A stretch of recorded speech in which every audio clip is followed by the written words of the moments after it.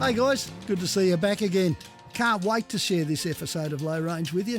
This is where we explore the Flinders Ranges in South Australia. It's a very personal trip for me. The whole goal was to go back to the homestead where I grew up. The Flinders is one of the most picturesque locations in Australia, and I think the footage tells the story.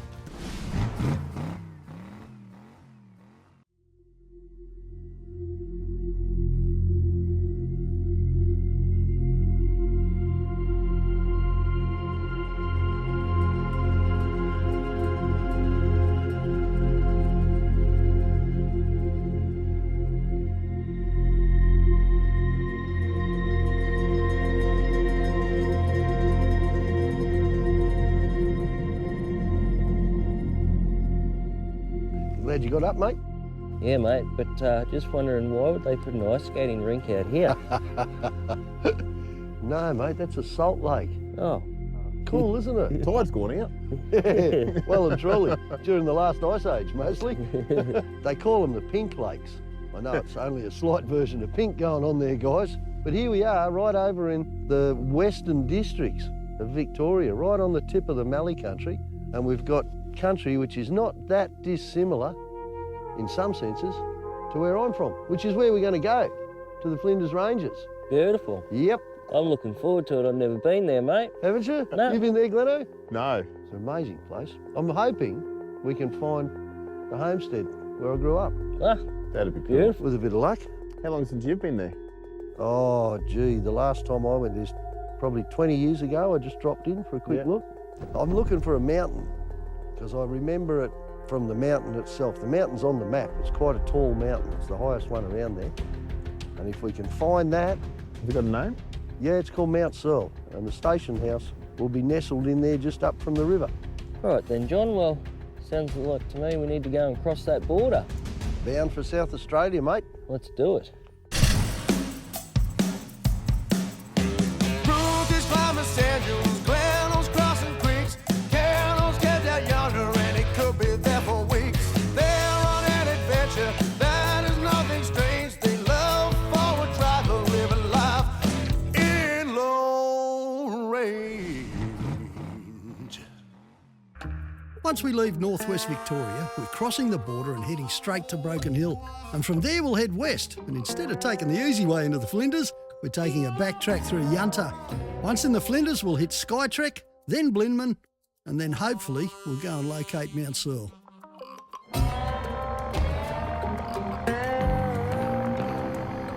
I'm trying to think what this sort of countryside reminds me of, John. I don't think I've been anywhere like this before. It's the small trees and that sort of thing. Mate, this is called Mallee Country, and it's sort of most of the southwest corner of Victoria, and it sort of extends a little bit into South Australia, and it's called Mallee Country because of those little mallee trees, which they're the ones that look all sort of twisted and stunted. They're actually lovely little trees. How about this, John? We've just come over that hill. It's that farmland there. And is this the easiest way to get there? Mate, look, as usual, you know, doing the low range thing, I figured there'd be a way across the back here, the back way, through the farmland, and sure enough, here we are, right between two big wheat paddocks by the look of it.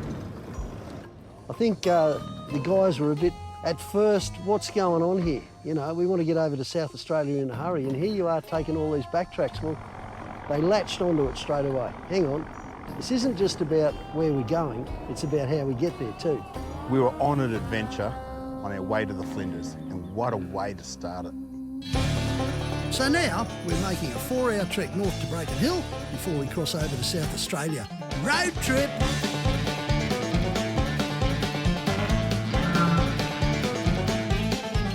Tell you what, gentlemen, I wasn't expecting desolate terrain in Victoria. G'day, we're in New South Wales, mate. We have been for quite a few hours. Where what? I thought we were heading to South Australia. Yeah, we have to go through New South Wales to get to South Australia. Don't worry, mate. We'll work it out. 3 states in one day. Broken Hill's where we stopped to restock. This is where BHP had their first mine, Broken Hill Proprietary. Oh yeah, and it's a perfect place to do a bit of laundry.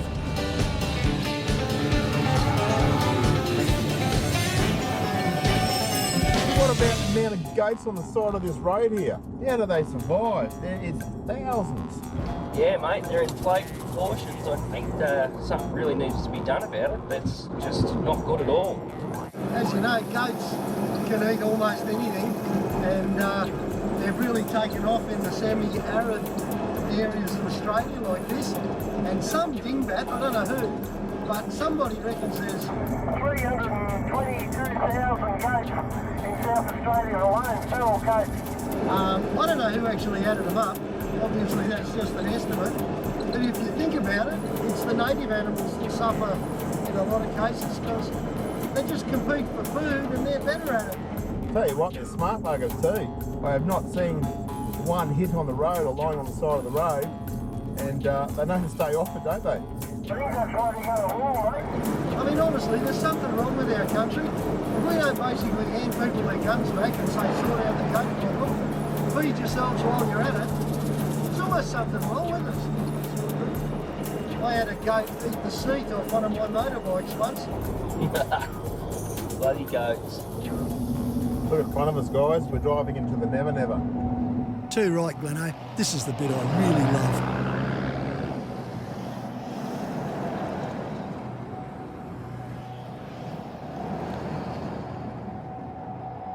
Hey, John, that's a lot of warnings on the sign back there, mate. Where are you taking us? This isn't really the tourist road, I can tell you that.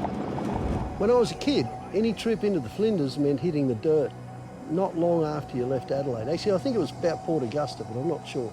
It was that distance of dirt, corrugated dirt, not the nice graded tracks of today, but just dirty old corrugated track that made life in the Flinders Ranges completely different to life anywhere else.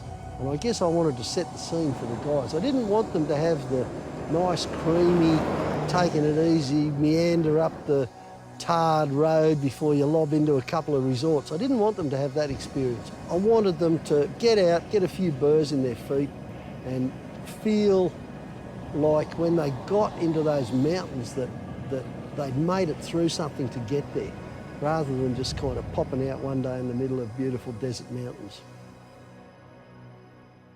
We pulled off the side of the road because we saw greenery. We saw trees growing in the middle of absolutely nowhere.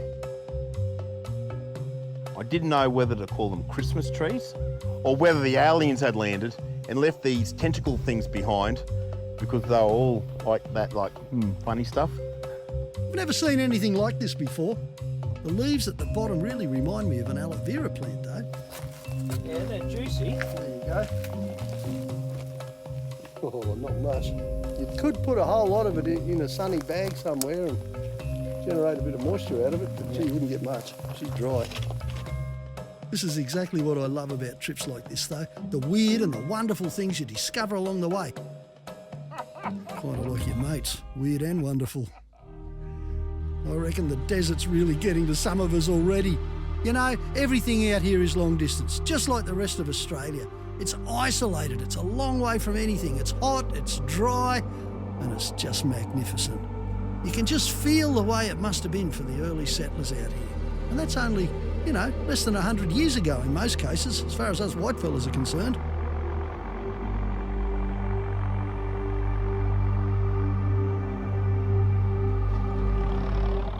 The isolation out here can be both haunting and comforting at the same time. It's not for everyone, but it is for me. See that over on the left, guys, the blue haze? Yeah, mate. That's the Flinders Ranges. Look at the colours. Wait till you see it. Pretty good. Can't wait, mate. Can't wait.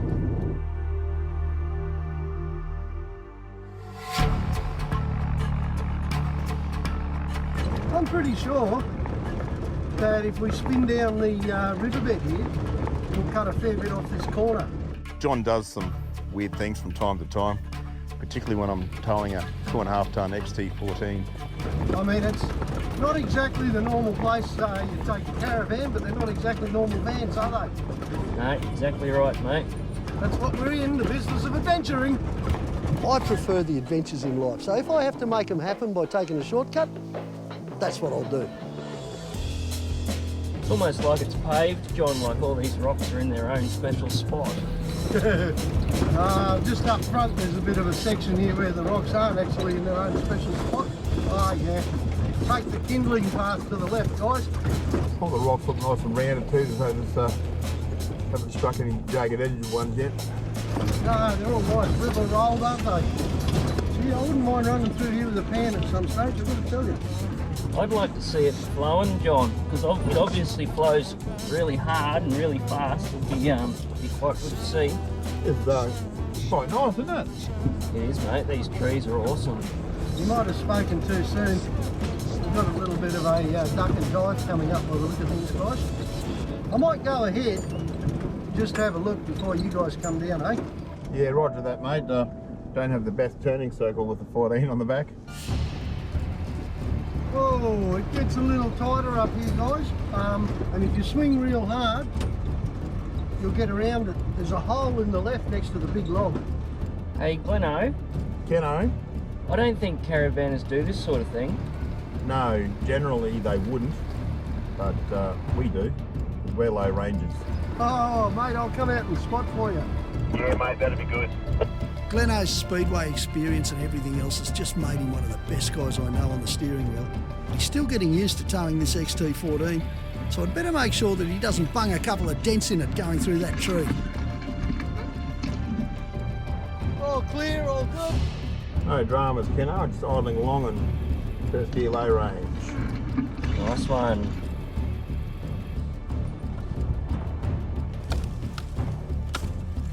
Ah, it's not so bad. You can drive a truck through there. I just did. Ah, well done, mate. Let's see what else this creek bed can throw at us. Spot me, mate. Are you in a position to spot me? Yeah, mate, I'll just move forward a bit. Yeah, your left hand is about to drop. Whoa, whoa, whoa, take her easy. You lifted that wheel on the right-hand side on the van, mate. Beautifully done, mate. Both the Land Rover and the Toyota are proving their towing capabilities today.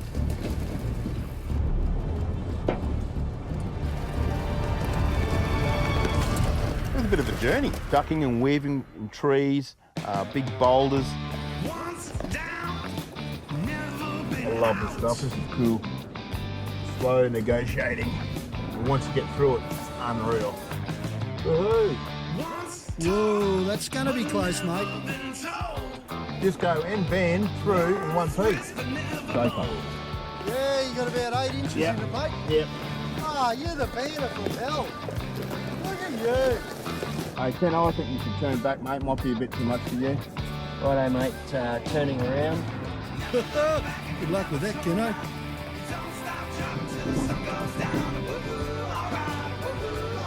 Where's my spotter? Yeah, Yeah, I know that.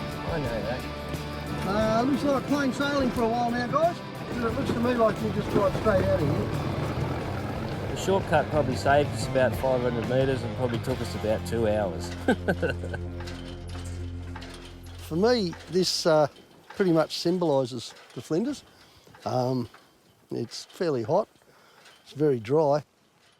Just a little bit of wind, and there's an old riveted windmill over here with the planks around. And we've got a little enclosure, little stock enclosure, a stone water tank. In fact, this whole ensemble probably dates back to the 40s, something like that. It's a real shame seeing these old buildings falling to bits, but they were never designed to last forever. You see straight away, all this timber came off the place, hey? Yeah.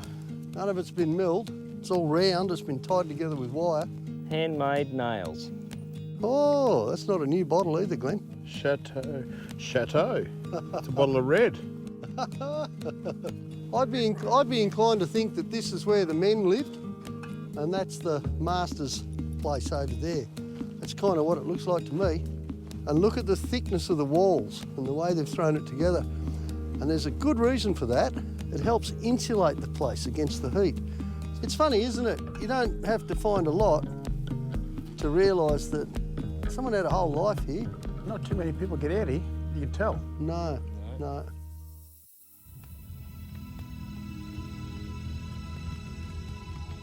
There's nothing better than travelling along a dirt track with a flat bed of land beside you. Makes for a perfect campsite. We've got the mountains in the background and the sun going down over them. Absolutely beautiful backdrop, great feeling to sit around the fire, having a few tinnies with the boys. One of the great things when you travel through land when there's not a lot of people is that you can just pull off to the side of the track almost anywhere and pitch camp. No one really cares. And to my mind, that's how it should be right the way through Australia. And as long as you leave the place untouched, you know, no rubbish, fire covered up, everything just the way it used to be, bar a couple of tracks that'll blow over next time there's a windy day. Look, that was just a prime example of just a beautiful place to camp. When I was a kid here in the Flinders, we used to eat a lot of lamb. We used to have like lamb every dinner, you know, sometimes roast, sometimes lamb chops, but always lamb. And then at lunchtime, we'd usually have cold lamb chops or cold lamb roast. And at breakfast, we'd have, you know, normal stuff like lamb pops or lamb flakes. It was always lamb. We lived on lamb. We lived on lamb to the point where we used to call it woolly pig, just so it sounded different, even though it still tasted like old lamb. So you know what I'm going to cook tonight? Lamb. Okay, starts out with extra virgin olive oil, which when I was a kid we would have called lard, and it would have come in a tin and it would have been the scrapings from yesterday's dinner, which is probably why it always tasted the same. But now we have extra virgin olive oil. First thing I'm going to do is add a whole lot of salt. Why salt? Because you can't go wrong with salt and meat. You just can't. I learnt that from watching Jamie Oliver on the telly, because he knows how to cook, that kid. This is rosemary. Now, the only rosemary I knew when I was a kid was one of the Arunta ladies who used to work in the house. We had two of them, Rosemary and Fanny, and they were lovely. They used to laugh at almost anything. They loved life. They used to really thrive on life. It's a wonderful thing. Okay, this, of course, is something that we'd never heard of, except for in Bram Stoker's vampire books, garlic. So far we've got salt, rosemary and garlic. Giving it a real good rub. See, this is beautiful lamb. This is, you know, your good, honest Aussie lamb from the butcher's shop. It's the perfect thing. It's not the old mutton that we used to have as kids, but by crikey, it's going to taste so much better. So what we need to do now is start at this time of day, so I've got a good 2 or 3 hours, and I'll get the meat in there, and I'll just be turning this pot on the edge of the fire, really using the heat of the fire rather than the coals to get the meat started to get a bit of temperature into the pot. Now there's one more thing I want to do to this. Holy dolly, everything's gonna have garlic, rosemary and salt on it. How good's that? Don't worry, I employ several people to clean up after me. Except right now they're holding cameras, aren't they? Whack in 1 big piece of lamb, 2 big bits of lamb, slop on the rest of that. Now there's one last thing I'm going to do, apart from flicking this stuff everywhere. Oh, sorry about that. Never mind, Gav, you'll be right. And that's give this a little squirt of red wine. Why is that? Just because it's going to give it a nice little infusion, steamy flavour. You wait and see, it'll be great. Okay, there we go. How easy was that, eh? The hard part now is keeping the heat up to it.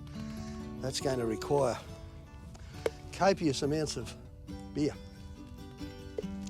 Sorry, firewood. Here we go. Hey, Glenn, you got the shovel? I do. I have a spade. That'll do me. What are you cooking me?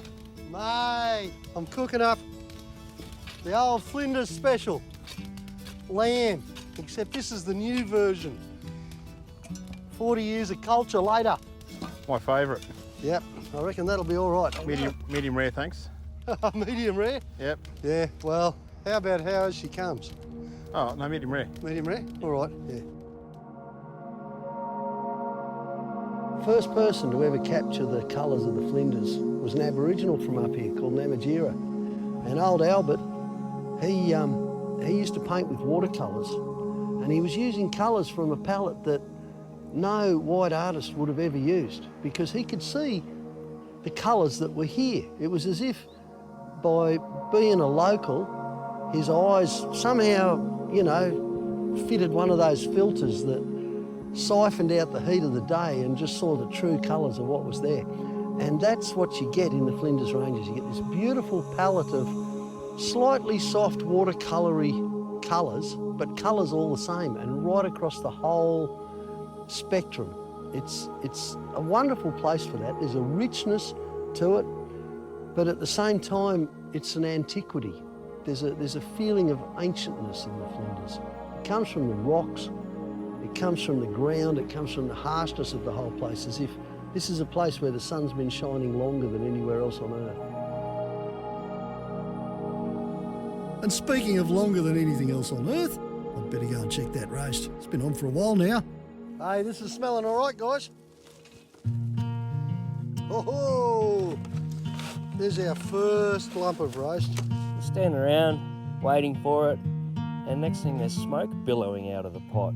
John assures us that that's just starting the outside of the meat cooking process. I think he made a mistake myself, but it's still come out pretty good. This is the one I managed to glue to the bottom of the pot. Oh, got a shank on it. Look at that. Beautiful. She's got the shank on. She's a bit black.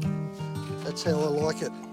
All that rosemary, garlic, salt and lamb. Ooh, that's my juice. carrot there. See that black one? That's the one I want. You know what? It's really, really simple. It's possibly the world's simplest meal. Something cooked in an iron pot. John, I'd like to thank you for What bringing for? us to your hometown. Yeah. Ah, cool. Thanks, guys. Yeah, It's lovely. yeah, well, You've been talking it up for a long time. yeah, I know. We haven't seen the best of it yet. I'm still talking it up. We've actually got a tour guide around here, you know? Yeah, we've got our own guide. Thanks, mate. Rolling in mud. yeah. Guide with the most up-to-date information, as long as you don't mind it being 40 years out of date. Oh, I don't remember seeing that track. Brains, what are they? I hate to say it because I did it, but gee, it tastes good. Mate, that's nice. That's very good. Tender. It's got the smokiness of the fire in there. Okay. Beautiful. Very You saw good. it catch fire then, did you? That's